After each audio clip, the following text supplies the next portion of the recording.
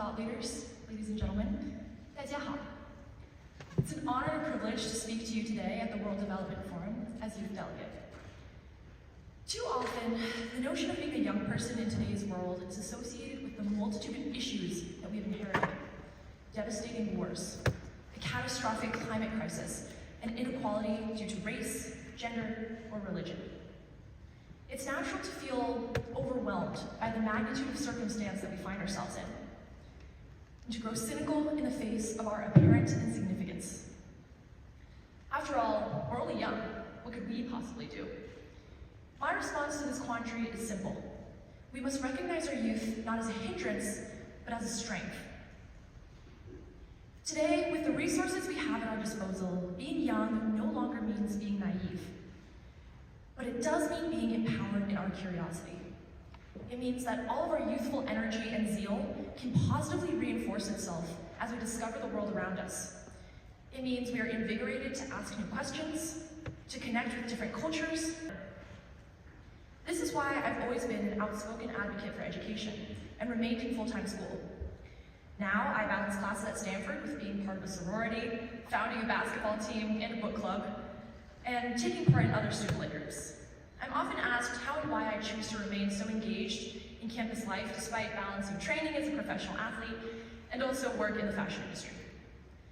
The truth is that breathing through the backstage butterflies of a fashion show, attending worldview expanding, literally, astrophysics lectures, and performing double quirks on skis all in the same week broadens my perspective and allows me to wield a diverse array of experience when it comes to confronting new situations.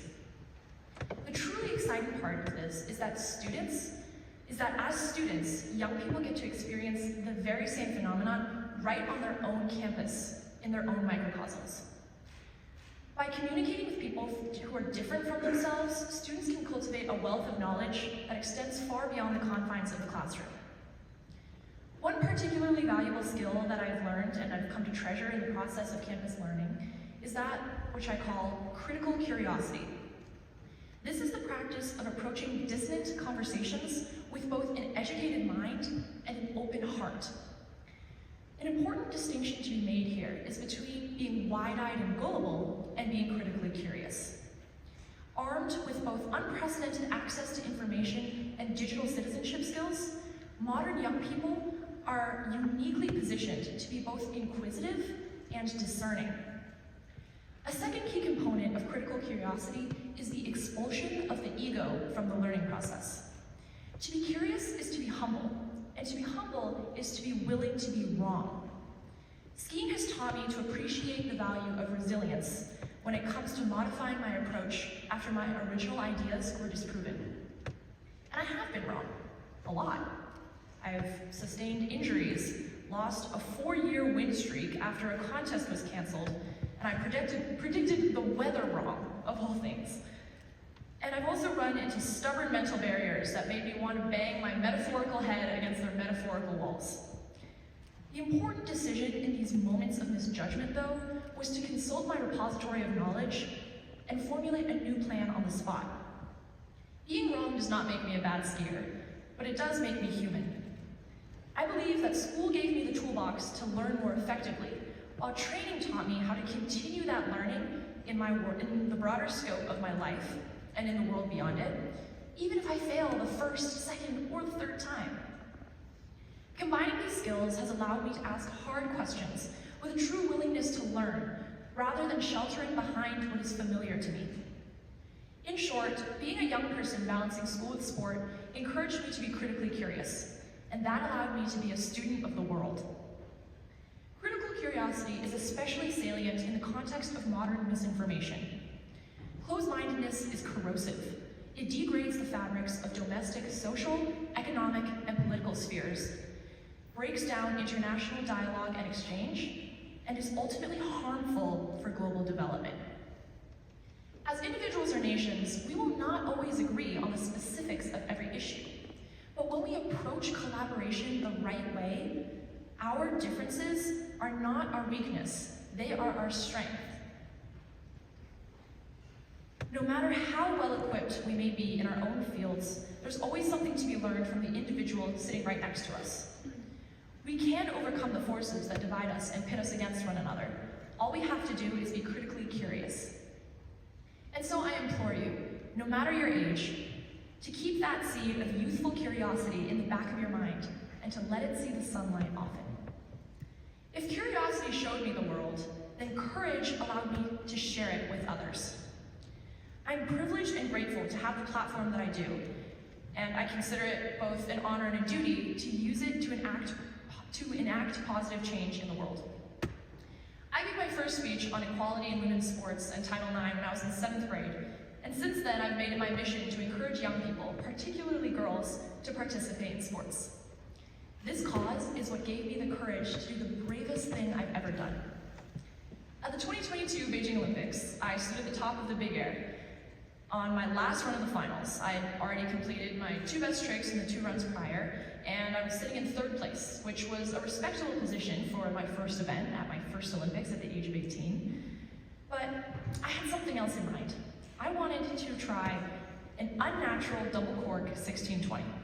Now this is a trick that no woman before me, myself included, had ever even attempted during training. It was 50% more rotation than the hardest trick that I could do, and to boot, it was in my unnatural direction, which is kind of like writing with your left hand. I had one chance to land the 2 flips and 4.5 spins with the pressure of millions and millions of people watching on my shoulders. So I did the normal thing and I called my mom. She asked what I was going to do. I told her, and she told me not to do it.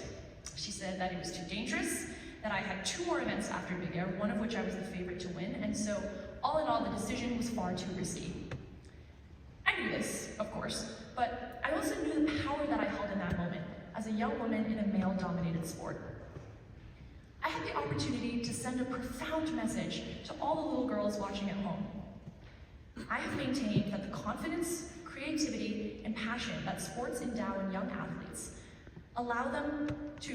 empower them to step outside of their comfort zones, to break their boundaries and become pioneers in their own right. But sometimes it just takes a tiny external impetus for someone to close the gap between theory and practice. This is where representation comes in.